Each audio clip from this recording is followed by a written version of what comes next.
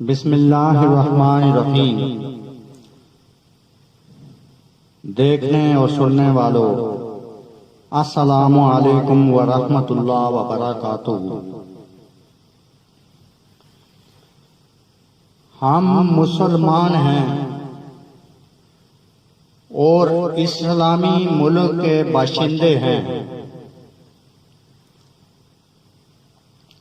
हम सब पर मुल्क व कौम और नई नस्ल की जिम्मेदारियों के बारे में सोचने और समझने और इस पर अमल करने की जरूरत है, क्योंकि हम इस्लामी मुल्क के इस्लामी माशरे के अफराद हैं। हमारे पास अजीम किताब कुरान मजीद है। इससे आगे और पीछे होने की जरूरत नहीं है। और औलियाए कराम कि किरदार उन्होंने गैर मजहबों को कैसे प्यार मोहब्बत से मुसलमान बनाया।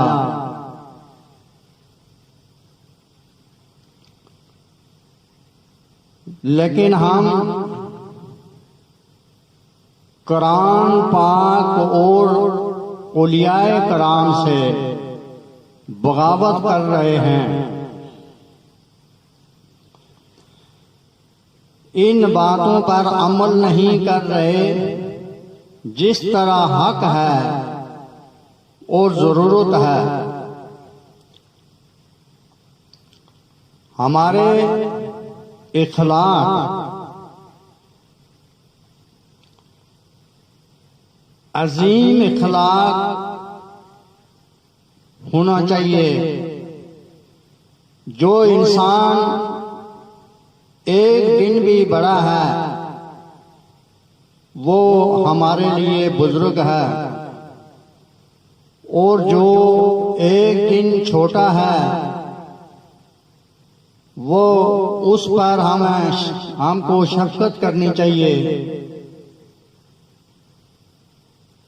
क्योंकि जब किसी बड़े आदमी की हम इज्जत करेंगे जिसकी उम्र बड़ी है, और छोटे से शफकत करेंगे, इखलाक के साथ पेश आएंगे, तो इसका बातन बनेगा और आसमानों से हमें और ज्यादा मदद आएगी।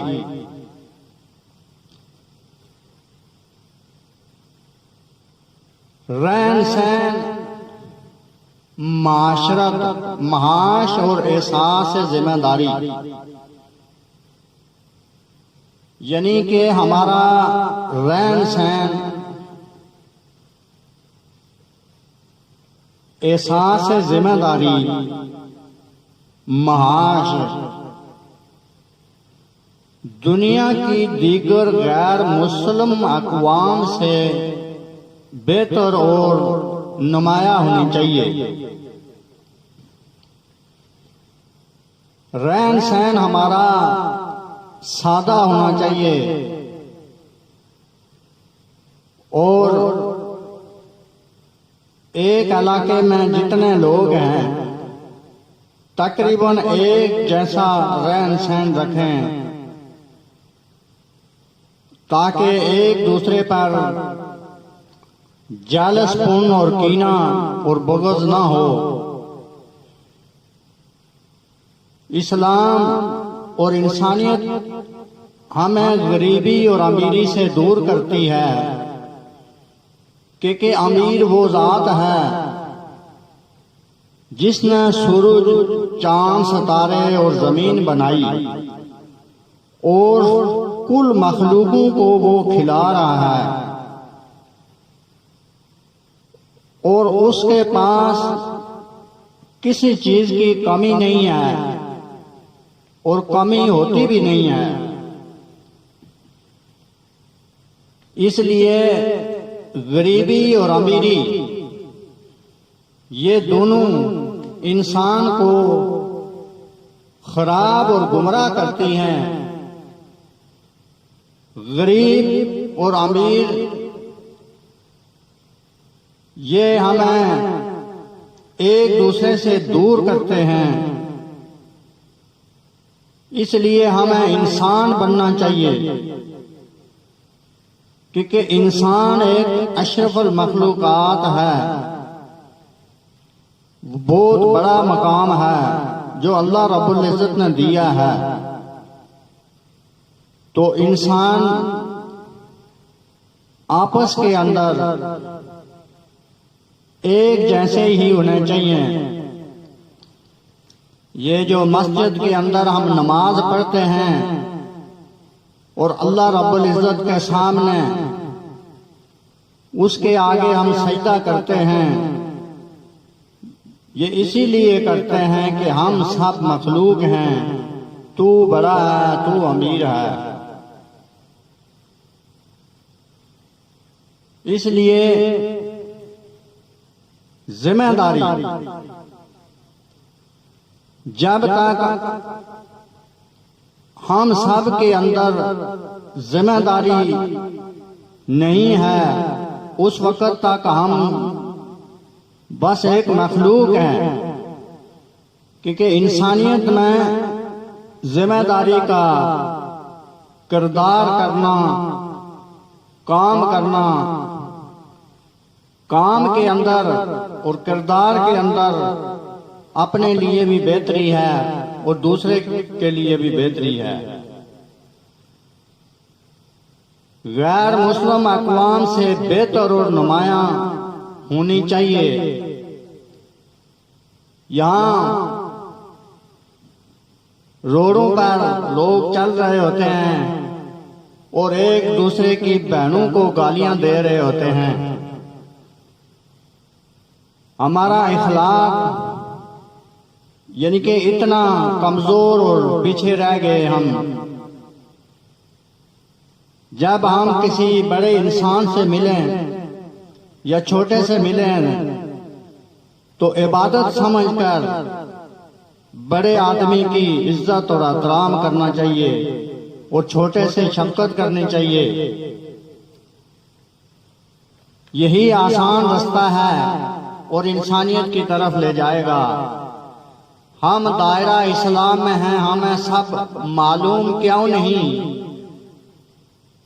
इन वजूहात को जानना और इनका हल तलाश करना भी हमारी जिम्मेदारी है।